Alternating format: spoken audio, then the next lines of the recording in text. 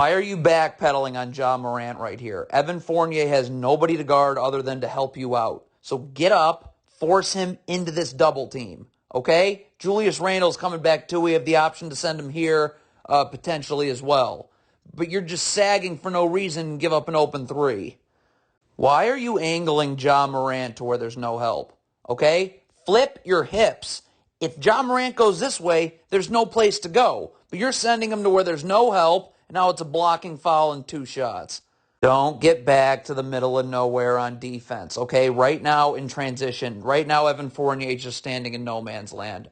Get to a body, guard someone. But instead, this player is now going to get it, rip and go right by you, draw a double team, open three. Evan Fournier, this is very elementary. Shot goes up. Get your butt into this player and box him out. When you don't box players out, you become susceptible to long rebounds. And now what? It's just a tap back right to a Grizzlies player who's going to blow by, get into the lane, and it's a 2-shot foul. If you're Evan Fournier, okay, look at this. Jalen Brunson has nothing to do other than help you. There's nobody even across half court besides Ja Morant. So just guide Ja Morant into this help.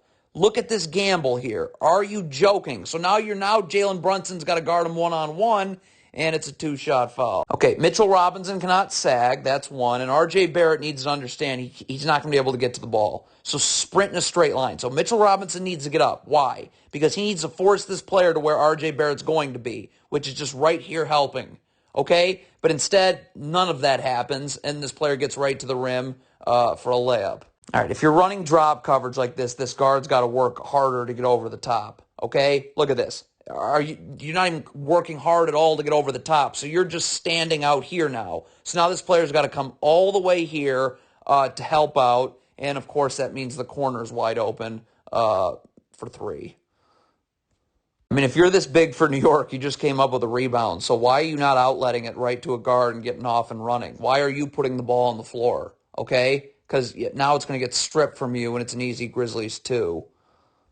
Okay, miscommunication on this dribble handoff. This player thinks he's going through. Okay, this player thinks he's switching. So look what happens. When that happens, look, these two players are going to essentially screen each other.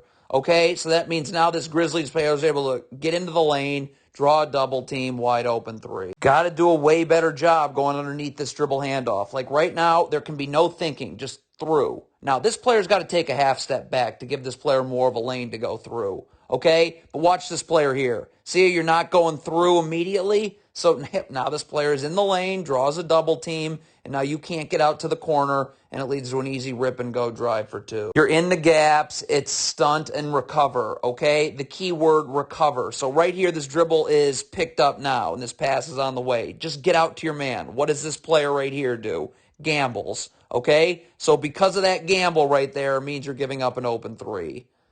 Why are you opening your hips to where there's no help? Why? You're letting this player go this way. There's no help. Flip your hips. Look at now. Where's this player going? Knicks defender here and here. Just a wall of defenders. But nope, you let him go away from that help, and it's right to the rim for a very easy layup. Again, where are your hips? Look at your hips. Where are you letting this player go? You're letting this player go away from help. Back it up.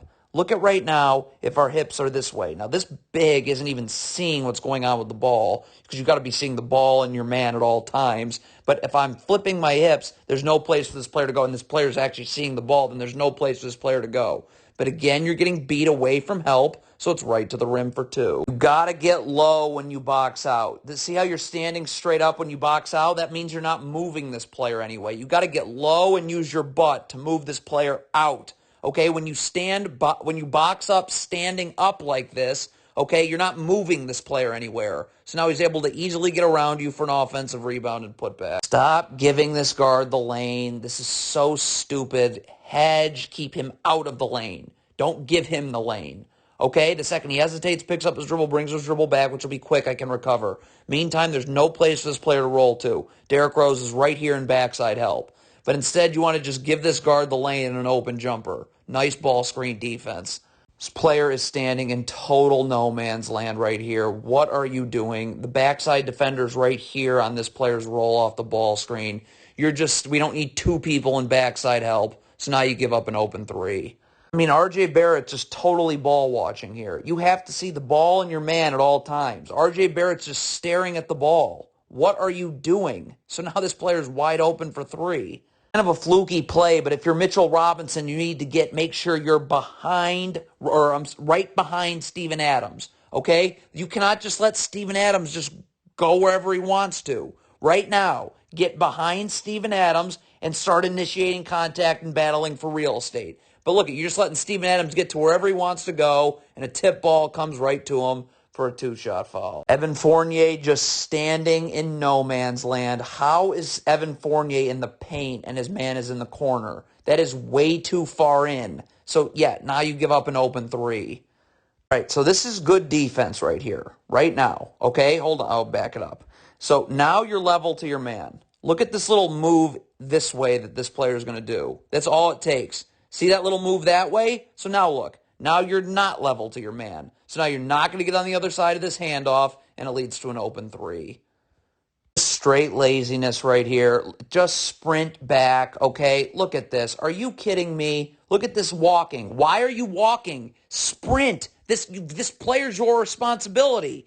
But yeah, no. So now this player gets a layup. Horrible gamble by Julius Randle. Come on, stop. Look at this. Look at Julius Randle right here. Look at this gamble, okay? So you don't get it. Now look. Now your man, of course, is left open, and you're now all the way out on the perimeter. Jalen Brunson's late to get there. Easy too. This is totally unacceptable. This is off of a make, okay? R.J. Barrett's got to stay here. You're Jalen Brunson. You need to sprint over to Ja Morant, okay? But look at Jalen Brunson jogging. So now R.J. Barrett leaves this man, and he's wide open. So, yeah, you know what happens next. Don't lean towards the screen. Look at this player leaning towards the screen. So now this player's just going to refuse it, blow by you, draw a second defender. Now this Grizzlies player's wide open for three. Don't lean towards the screen. This player is faking like he's setting a screen and slipping it. Okay, but watch this on-ball defender right here. Watch him lean. Look at you lean so slightly towards the screen. So now look, you've given this player a lane. So now this player gets right to the basket, draws a double team, wide open, corner three. Got to communicate in transition. So Jalen Brunson has this player here, okay? So Jalen Brunson's got to communicate. I have this player here. This is just standard transition defense. So now Julius Randle knows, okay, right now I need to go over here and find somebody else to guard. But there's miscommunication. So look at this. We got two players stuck on this player. Nobody guarding in the corner, and it's a wide open three. How on earth do you run a ball screen defense that gives Ja Morant the lane? Look at this. Get up, hedge, and get Ja Morant out of the lane. Where's this player rolling to? The backside help is standing right here. But you're just going to give Ja Morant the lane. So, yeah, naturally terrible things happen, and it's an and one. This is pretty simple. You're Julius Randle here. This shot goes up. You need to box out your man. Plain and simple. I don't know what else there's to say. You do nothing, and now this player gets an easy offensive rebound and putback. Totally unnecessary double team. Julius Randle is guarding just fine. Look at this. You cannot ball watch. You have to see the ball and your man at all times.